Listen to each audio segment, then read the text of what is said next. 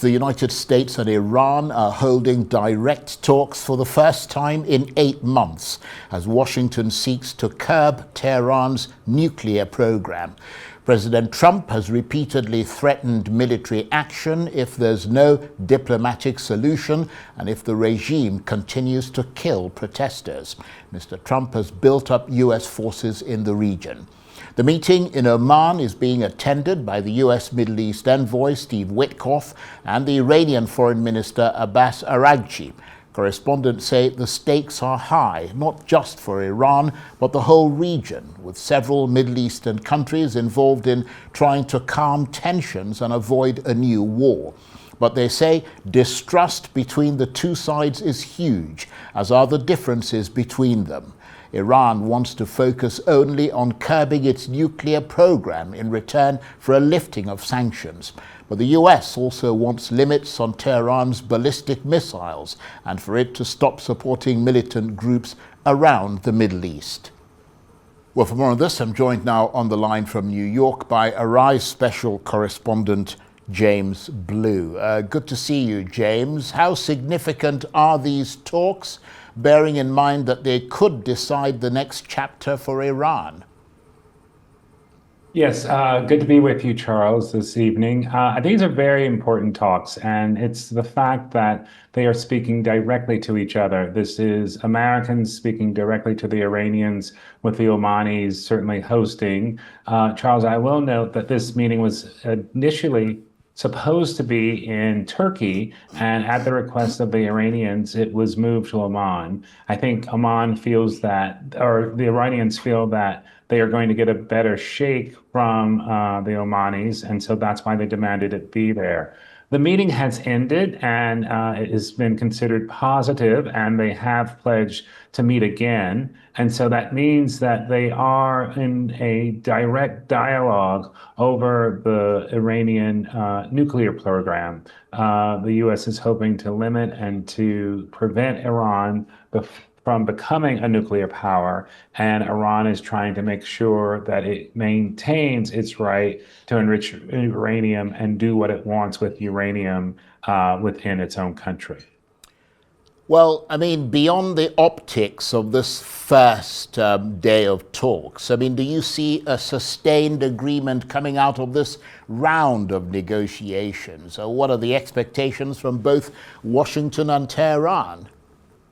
I think the expectation for this event, Charles, is really to prevent U.S. and Israeli strikes. I think it's a very, very small goal that Iran has. They don't want to be the barrage. They don't want to get the barrage of weapons and of missiles from the U.S. and from Israel. And I also think one of the things that's going on, the other nations in the region don't want the U.S. to go to war with Iran. They feel as a destabilized Iran is bad for the region, and so they really are trying to contain things and to prevent something like that from happening. So if you think about the very small bar, Iran is just trying to prevent weapons from falling down on it this time around. I think it's very, very likely that this could be a success. Nevertheless, though, James, is there a sense that rather than going in good faith to try to achieve some kind of negotiated agreement, President Trump has decided, at the Israeli Prime Minister Benjamin Netanyahu's urging, that he's going to attack Iran, and they're looking for an excuse and the chance to do so? Because, I mean, we've seen Mr. Trump building up military resources in the region, and it just looks like the negotiations are a pretext for American aggression. Charles, I mean, I don't think it's a pretext for American aggression. I think that no one really wants the U.S. to go bomb in Iran. Perhaps, say, the I don't know, maybe the Iranians want it, I'm not sure. No, I don't think anyone wants any type of kinetic activity like that. I mean, here's the issue, and this is the dilemma, Charles. The U.S. is negotiating with a regime that's illegitimate, that is not particularly the will of the people, and they are doing so because that regime wants to maintain power. The regime is looking for survival, and the regime is deciding if we make a deal with the U.S. that allows them to let us stay in power and without being bombed to smithereens, which is what would happen, I think Iran is going to try to take that deal. Now, none of this addresses the internal unrest that is still very present in Iran. It's just not being expressed right now. And that's what I find particularly sort of absent from these talks. It's really government to government talks about what Iran is going to do to maintain its standing internationally, but no one is addressing the demands and the will of the people that we saw rising up within the last 2 weeks.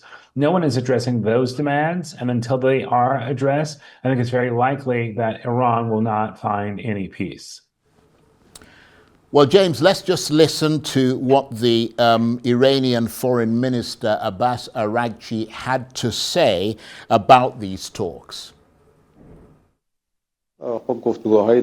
Today we had long and intensive discussions, starting from 10 a.m. until now, which is almost 6 p.m. Numerous meetings were held, of course, indirectly. Mr. al-Buzaidi, the foreign minister of Oman, put in a great deal of effort today, both in terms of hospitality and hosting, and in terms of conveying the talks and messages between the parties.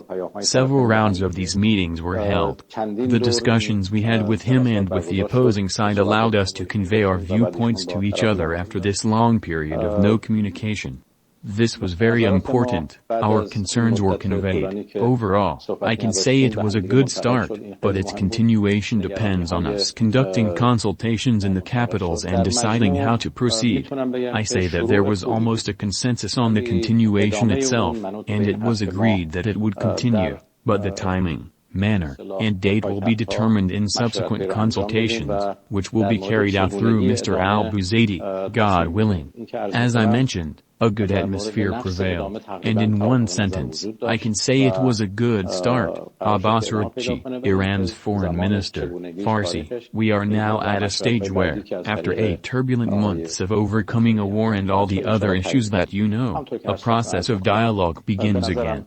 There is a great deal of distrust that has arisen during this period and has been added to previous distrusts.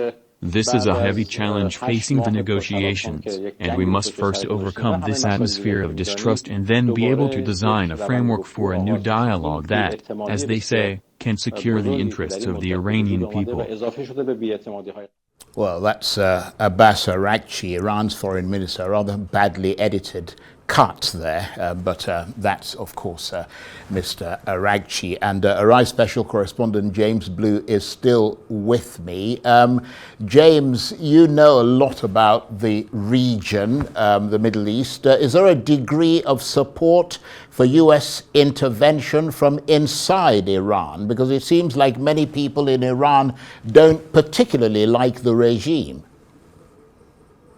Yeah, no, I think people in Iran certainly don't care for the regime, and we saw that in the protests that rose up within the last 2 weeks. And Iran's response is to the killing of several people. We now have some numbers saying it's up to 6,000 people.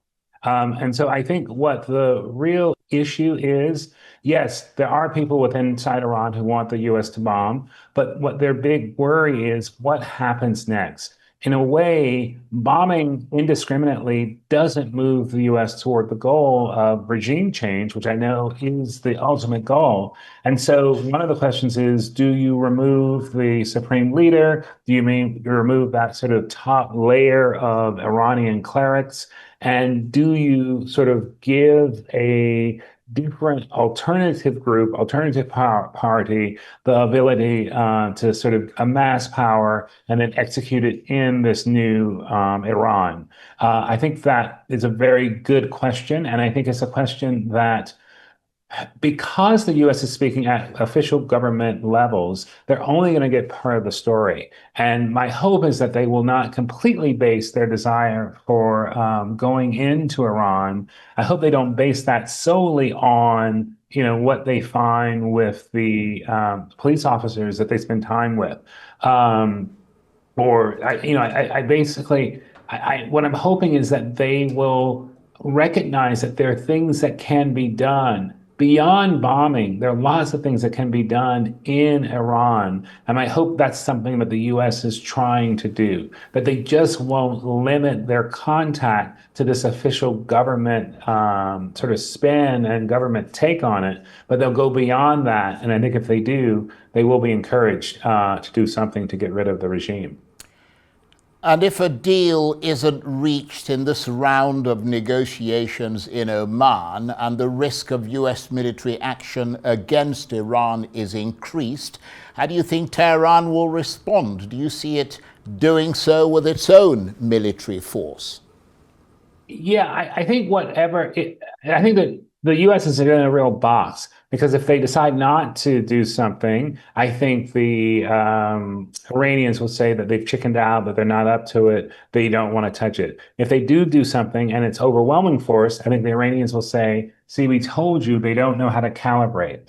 And so because the U.S. is not getting strong support for working against Iran from the neighbors in Iraq and the neighbor in Iran, I think the U.S. believes it has to go alone to do this. And in so going alone, they're going to take out a lot of the Gaza Strip. And regardless of whether you can build it back or what have you, I believe it's really the game is already over, because those games are already sort of fixed and with cheaters. It's a very, very interesting dinner, not one that I was really familiar with before going last year. But I do believe that, like in China, this culture really values getting away. And I think that's what they're going to do at the Christmas holidays, get away from the hustle and bustle of life in, one of the major cities. I think we lost your drift of thought there for a minute, James, but I think that's a good place to bring this discussion to an end. Thank you very much indeed for joining us. Arise special correspondent James Blue talking to me on the line there from New York.